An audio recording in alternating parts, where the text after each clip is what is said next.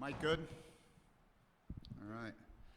All right, well, welcome. I'll start off with some opening remarks and then take any questions that you might have. It's game week. Seems like it's been, the days were long, but the time was short. Camp went by really fast. This has been a really good group of kids to work with. I think they show up with the right mindset day in and day out. Obviously we're going in and playing James Franklin coach Penn State team that, as I kind of look at his trajectory and what he's been able to accomplish there, I'm not sure he probably gets the full amount of credit. This is a team that's gone from very good to elite. And when you look at them in all three phases, they're a team that's built for a national championship run. And, obviously it's going to start with a quarterback. They've got a tremendous player in Drew Alara as a quarterback. He is a big dude with a big-time arm. He's an impressive guy. He can make all the throws. He's obviously played a ton of football for him. You can see his leadership. They've got returned 3 starters on an O-line. It's a very athletic, very talented group. But the runners are the ones that stand out immediately. You look at Allen, number 13, and Singleton, number 10. Those guys are dynamic. They're the 5'11", 225-pound guys that just they are tough tackles. Both of them play with tremendous amount of balance and vision. They're both good out of the backfield. They're willing blockers. They're complete players. The tight end situation, I like the Dinkins kid a lot. I think 16, he kind of was overshadowed by 44 last year, but he's a really good football player. He plays with a great base. He's physical at the point of attack. I'm sure that he'll be kind of highlighted more within their offense. I know the offensive coordinator there was a tight end coach at Kansas, and he's always highlighted tight ends within his offense. And so that's something that, we're very aware of there. Wide receiver is going to be interesting. Obviously, they kind of a revamped room. They dug into the portal to add some talent and depth at that position, but they're going to have some guys that can go. We know that. On the defensive side of the ball, Coach Knowles comes over from Ohio State and kind of implements his style and his system. But the thing that stands out to me from a defensive perspective is these guys have elite impact players on all 3 levels of defense. And I think if you're going to be a big-time defense, that's what you got to have. And so, I think it starts, everybody's going to talk about Sutton at 33, the edge, and he is a tremendous player, an impact player as a pass rusher. But I think their interior guy, 28, Durant, man, he is twitchy. He is a problem inside. Very, very disruptive from an interior defensive line perspective. Rojas, 13, the inside linebacker. I mean, this guy's excellent in zone coverage, high football IQ, makes every play he's supposed to make. You can tell he's directing traffic out there. And then at corner, Harris, number 4, and at safety, number 6, Wheatley. Those 2 guys are, again, impact players at all 3 levels of defense, and that's something that stands out to me from watching them on tape. Special teams-wise, they bring back both their kicker and punter, and they have a dynamic punt returner in number 7. And so, I think it's a complete football team. I think that they are, more than deserving of the ranking that they've had in the preseason, coming off a semifinal run in the CFP. And, it's going to be an awesome opportunity for our guys to go embrace a really cool environment, unveiling the new digs there and what they've done in terms of renovation at Beaver Stadium, and kind of to go to one of those Saturday shrines. I'm excited for our players, our coaching staff, and our university. And so I'm happy to take any questions. I mean, you've coached against a lot of great teams. I guess how would this one, I know it's the start of the season, but just from a talent perspective and what you see kind of stack up against some of the better programs you've faced? Yeah, I mean, they're on par with those types of national championship caliber programs like the Georgias and the Alabamas, and so I like I said, you see the talent and the depth that creates an elite roster, and that's really what you see. You don't see a lot of drop off. If a guy's, even on special teams, you see that a lot too, where you can really kind of identify the depth of the roster and the talent of the roster by the guys that are playing maybe on core special teams but not starting, or they're rotational players. And so I think to make a national championship type of run, you build a roster around a quarterback who's elite and experienced, but then you've got to put the pieces together, and you can see, you got to really give them credit, man. I mean, like I said, this is a very good traditional blue blood college football program, and Coach Franklin and that organization, they're committed to winning a national championship. So what do we got to do? Hey, we've got to go out, get an elite defensive coordinator to put the pieces together for us. We've got to go out and provide some deep threats and some better wide receiver play for us. And so they've gone out through the portal or through making bold moves to do that. And so I think that says a lot about that program. I mean, as you mentioned with the running backs and the returning offensive line pieces, the physicality of this game is obviously going to be very important. What do you guys have to do to match the physicality they're going to bring with their offensive line and running backs? It's not going to be any one guy doing anything. We're going to have to play 11 as one, and that's kind of the message that I've given those guys. It's not any one guy's responsibility to tackle the guy with the ball. The runner has to be tackled by 11 blue hats on Saturday. And so, effort is the price of admission in this program. We're going to have to play really, really hard, and we're going to have to play smart. I don't think we can be overly complicated. The environment's going to be loud. We're going up against a very, very good opponent. There's some skill that we're going to have to mitigate a little bit with being simple, having our eyes in the right place, and playing really hard with great effort. I mean, it seems like schools either were open against an FCS or they're open against one of these bye games. I guess, do you have a preference with your season opener? You guys did have a similar situation with SMU that was at home, but I mean, what is your preference on your first game of the season? I think it's good to play a really elite opponent week one. You're going to have your team's full attention the second you put the tape on. We know who these guys are. We know what kind of caliber of team this is. And, we're going to have our best. And so I think that helps from preparation standpoint. You've got your kids' attention immediately. And so I think that's a positive for us, and I think the rest of our non-conference is more reasonable. But, this is, you'd rather play a team now than going into a bye week before your conference play. Like, I didn't love the Minnesota game set up last year. That's kind of a tough one going into a bye week before you get into conference play. And so I think this is, if you're going to do one of these, early is better.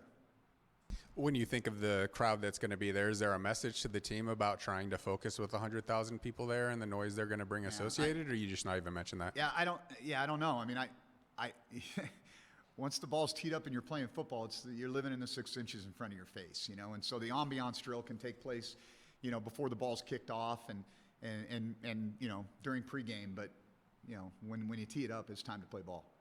You guys released your depth chart with the game notes. Were there any surprises on there for you from the beginning of fall camp to somebody who may have risen to the top of that?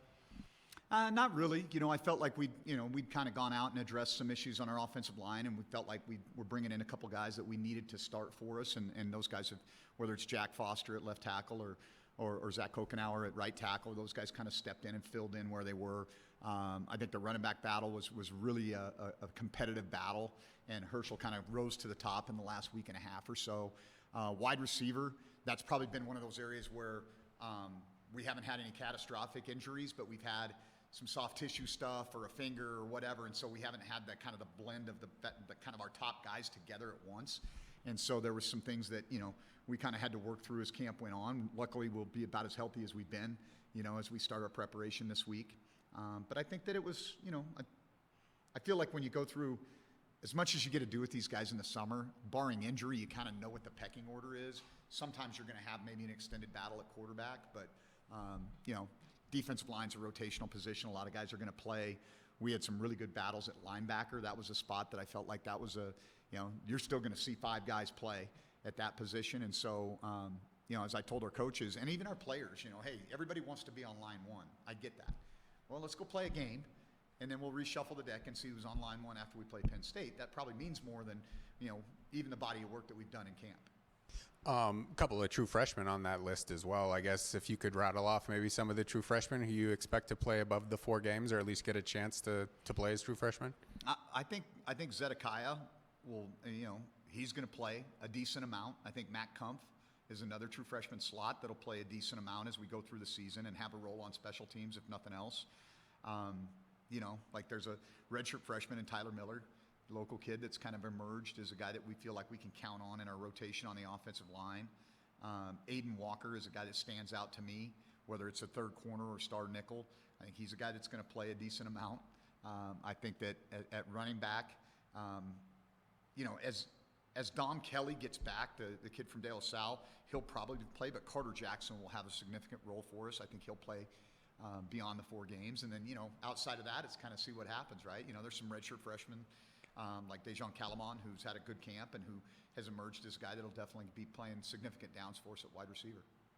When you look at this game against Penn State, obviously you want to win it, but I guess what are you going to be looking for coming out of the game to know that you guys took a step forward or you saw what you wanted to see out of your opening? Compete and improve from the first quarter to the fourth quarter. We want to go out and we be as competitive as we can, and our last rep in that game has to be better than the first rep we took, and that's kind of what it's about.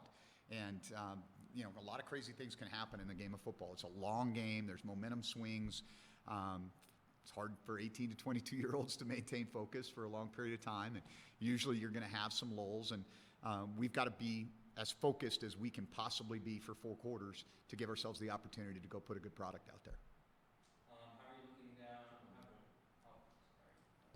Oh, it's on. How are you looking to slow down Drew Olari? He's one of the top quarterbacks in the nation. Yeah, I mean, he's going to make his plays. That's the thing about this is that, I think it's about what we don't want to do is we don't want to give them any freebies. Make them earn it. If it's a contested throw and catch, good for them.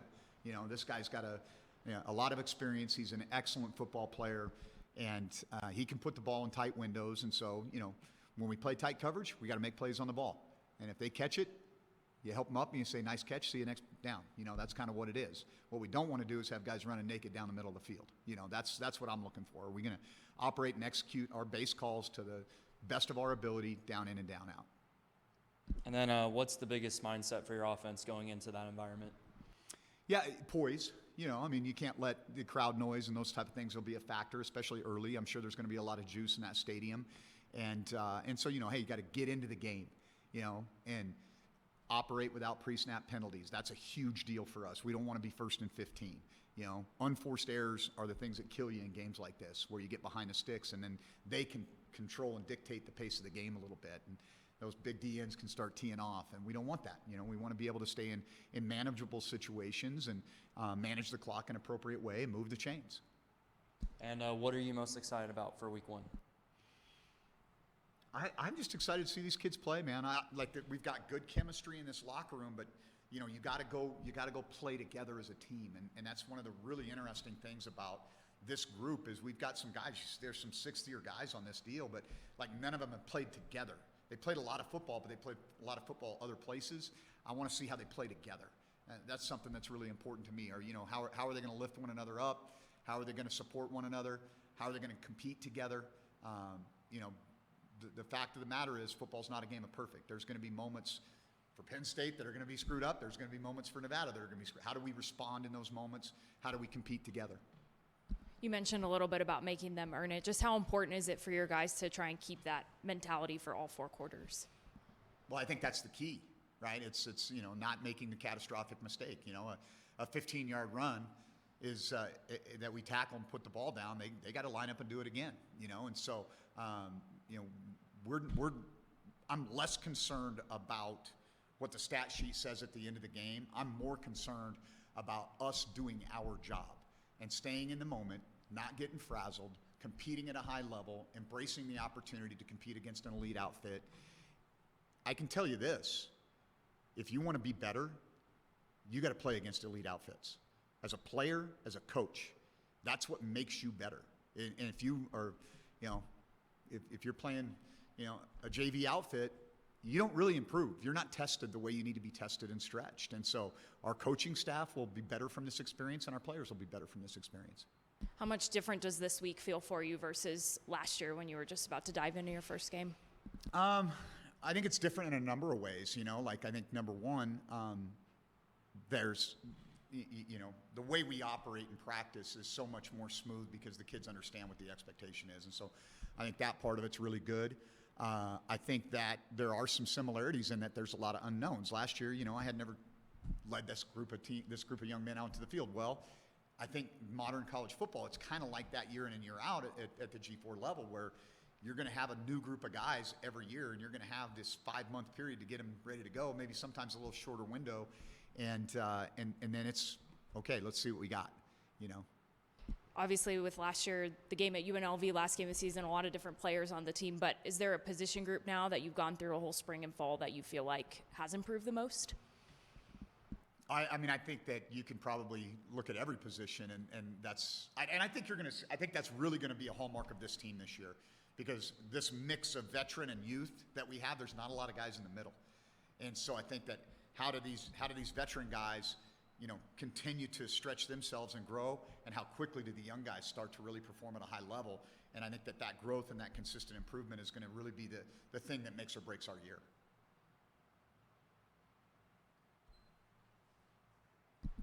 How would you just assess Chuba during the fall and where he's entering the season?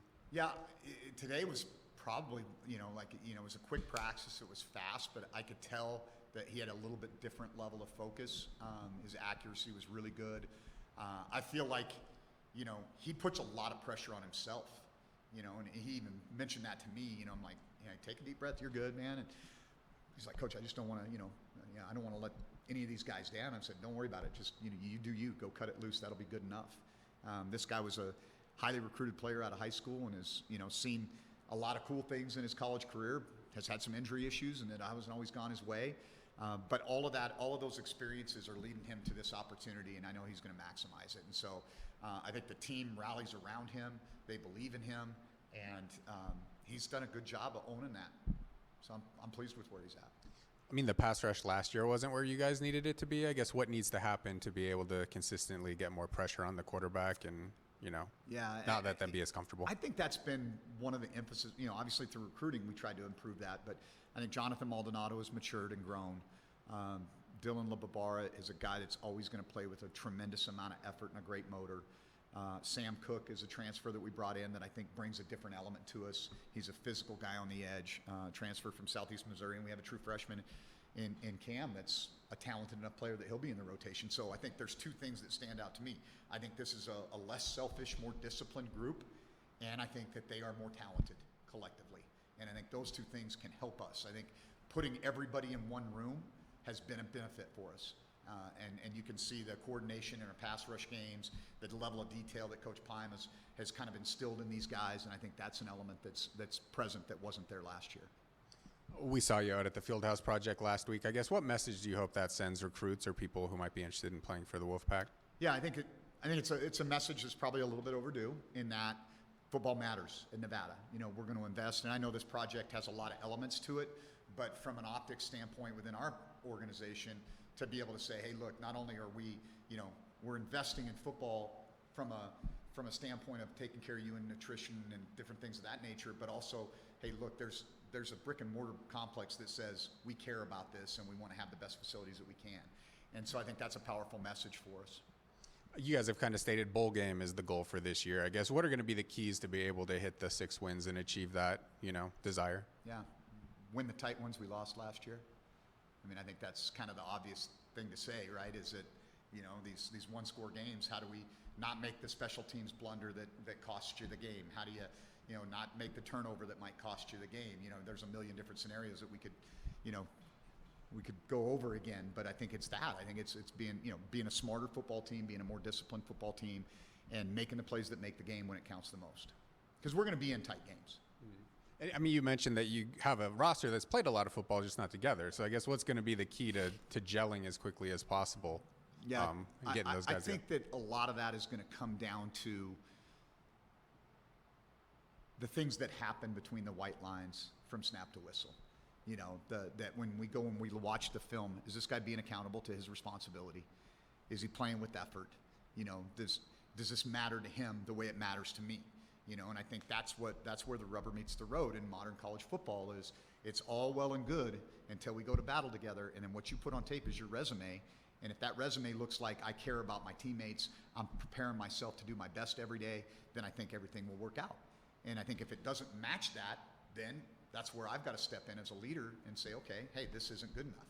And so I think that's where it's going to come down to is, guys really taking ownership over it, preparing the right way week in and week out, and going out and battling together. This is a great game. You don't get to play tackle football your whole life, and so you gotta cherish the opportunities that you have to do it. After like 5 weeks beating on each other, I guess what's the hunger level from your players just to go out and do it against someone else and see how good they are? I think they're excited. I do. I think they're really. I felt like there was a good energy yesterday when we had our meeting, and then today at practice. I thought there was really good energy. And I think there's guys that are excited to go play against an elite program like Penn State in an environment like that. And that's I was telling somebody, I said if I told my 16-year-old self that someday I'd be in the same stadium that Joe Paterno coached in, I'd be pretty fired up about that. And so I know I'm excited about the opportunity, and I think they are as well. I know logistically when you guys have done 3 time zones, you usually go out on a Thursday. Is that the case this year, or are you going out Friday? We're just going to go get it. Yeah, I think that's where, as we look at our scheduling philosophy moving forward, I would hope that we stay away from some of these East Coast time zone games. And that's the move that we're making as we move forward. We have the Ohio State game that's out there. But then past that, we're looking more regional, kind of the old Pac-12 footprint, right? USC, UCLA, Utah, some of the future opponents that we have. You know, we can't make more out of it than it is. You know, they're going to sleep all the way out there and they're playing anyway. So, you know, we'll get up and go. You know, we're a morning practice outfit. It's a noon kickoff for us in terms of staying on Pacific time. And, you know, it is what it is. Let's go. And it's on big CBS as well. I guess, what message do you want people who are tuning in who've never seen Nevada football before to take away from watching the Wolfpack play? It's all about how hard we play it, man. Let's go put our brand out there and do the best that we can. And I think there's opportunities for moments that can define the rest of the season too. You know, and what I mean by that is what I talked about initially, which is the compete and improve. You know, we want to walk out of there, number one, healthy. Number two, we want to put a great product on the field. And the thing about college football is you never know. You never know. You know, if we can stay focused and we don't make the mistakes that are going to be critical in that game and create a little bit of momentum, you know, that's the objective is you know, be within striking distance in the fourth quarter and let's play it out. I mean, you kind of mentioned you were dinged up a couple of players throughout fall, but did anything major happen to two deep guys? Did you get we through don't it? have anything that's catastrophic. You know, by the time we get to probably our last preseason game against Western Kentucky, you know, knock on wood. I mean, it's a long way till that, but anybody that's been nicked up or out temporarily should be back and ready to go.